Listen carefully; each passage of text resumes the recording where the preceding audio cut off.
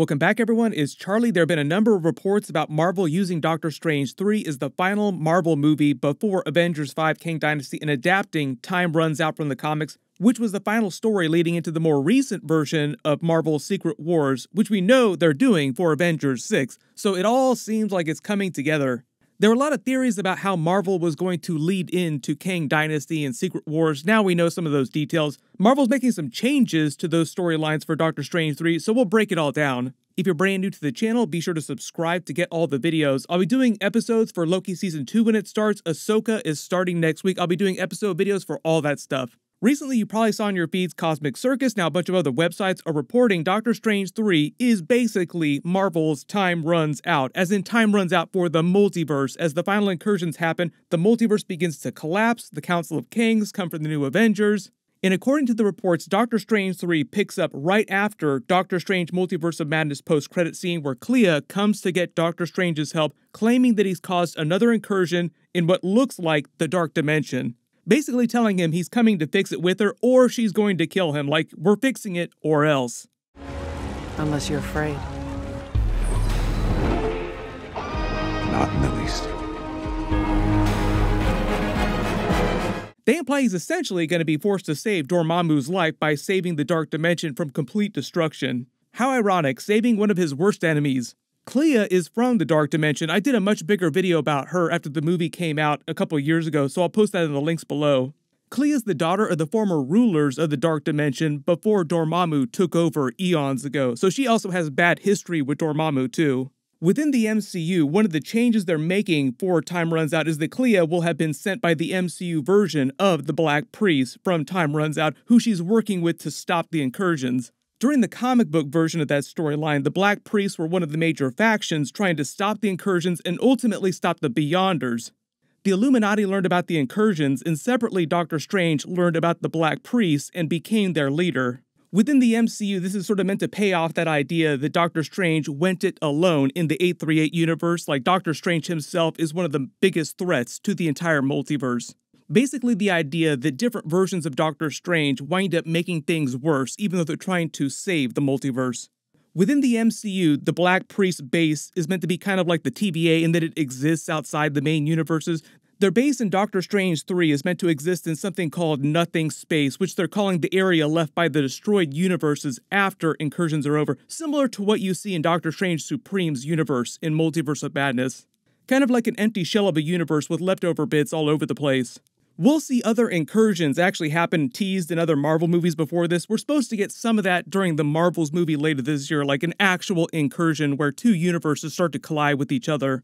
But Doctor Strange 3 is supposed to be the movie where they do the longer explainer, like the PowerPoint tutorial that Doctor Strange will learn about the incursions in great detail and how they've destroyed the multiverse, clarifying that he did cause the most recent one, which Clea was talking about during that post-credit scene. You can also kind of blame Scarlet Witch for that too. They're saying that her use of the Darkhold chaos magic in combination with America Chavez's power and Doctor Strange's to breach different universes, also mind-walking the souls of the damned from the Hell Dimension like finger puppets, destabilized this part of reality, causing an incursion. So within the movie, Doctor Strange will be confronted with one of the main points of Doctor Strange Multiverse of Madness, that he himself is one of the greatest threats to the multiverse itself, even though he's trying to save everyone.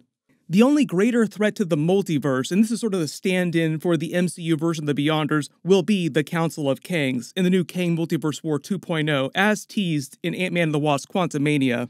Part of the idea is that they're sort of taking the place of the comic book Beyonders' role in Time Runs Out in the lead-up to Secret Wars.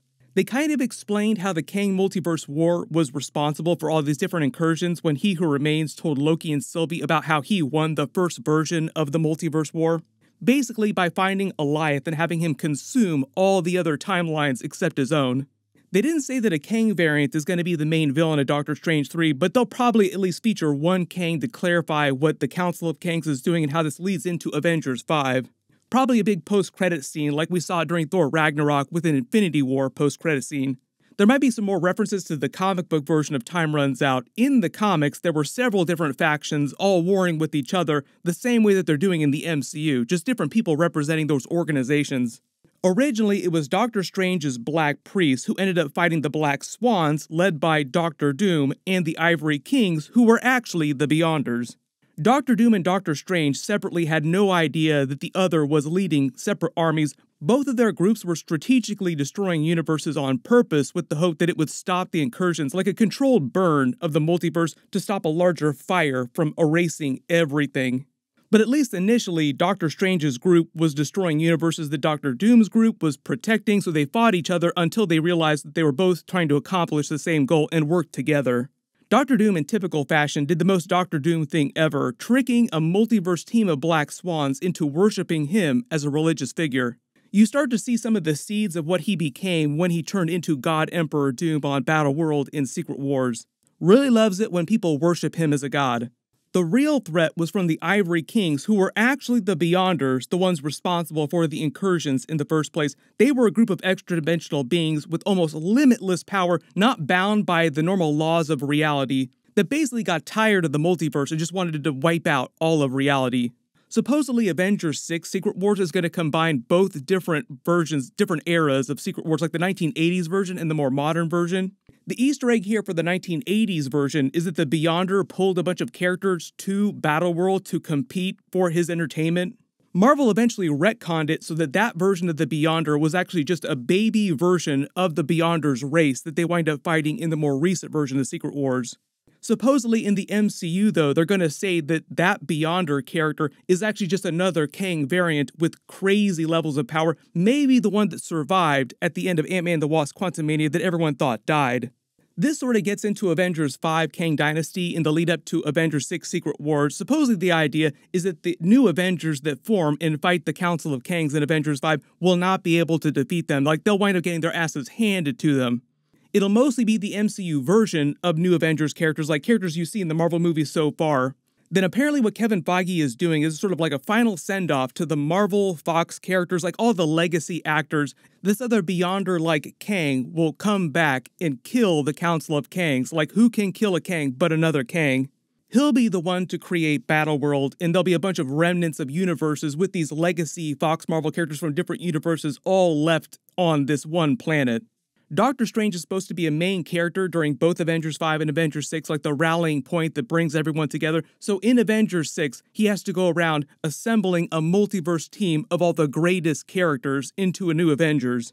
They'll be the ones to finally defeat this last Kang Beyonder character, and then they'll rebuild the multiverse, kind of like happened at the end of the newer version of Secret Wars.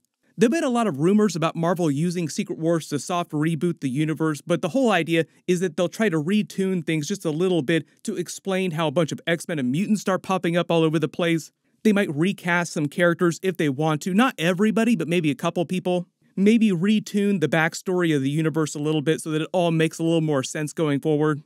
And because they're calling Marvel Phase 4, 5, and 6 the Multiverse Saga, the next big saga that they start in Marvel Phase 7 will be kind of like the Mutant Saga. Very X-Men focused saga, which is why they've been waiting so long to do really hardcore X-Men characters. Like Deadpool 3, we'll see a bunch of X-Men, but as part of a final send-off for a lot of the classic versions of the actors before they recast people with new versions in the MCU. Were it not for all the delays, like the pandemic delays and everything that's happened recently with the strikes, all those delays, we actually would have seen this on screen years and years ago. Kevin Feige teased a long time ago he's really keen to introduce a bunch of X-Men characters, but it's just sort of like a one thing right after the other, like he has to do a lot of stuff before he can do that. But you can see how they're slowly setting up all these big legacy actors coming back, like Tobey Maguire Spider-Man, Andrew Garfield Spider-Man. That was what all those scenes in Spider-Man No Way Home were about. Like, oh, you know, I really want to fight an alien. Hey, we should do this again sometime. Doing this again sometime in Secret Wars. There have been a lot of rumors about them also splitting Secret Wars into 2 different films. We'll see about that. I think it just depends on what happens in the next couple of years. We're still a couple years out from Secret Wars happening at all anyway.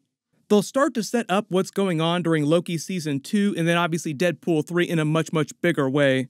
There were a couple of Loki Season 2 trailer videos that I just did videos for, so I'll post links at the end of this and down in the description below, kind of explaining what's happening during that. They'll have their own plot, but in the background, the Kang Multiverse War, the Council of Kangs will also be doing their thing. The incursions will start to happen. Big reminder that Ahsoka episodes start next week. I'll post links for that down in the description below. Click here for all my brand new Loki trailer videos, and click here for my brand new Deadpool 3 videos. Thank you so much for watching. Everyone stay safe, and I'll see you guys in the next one.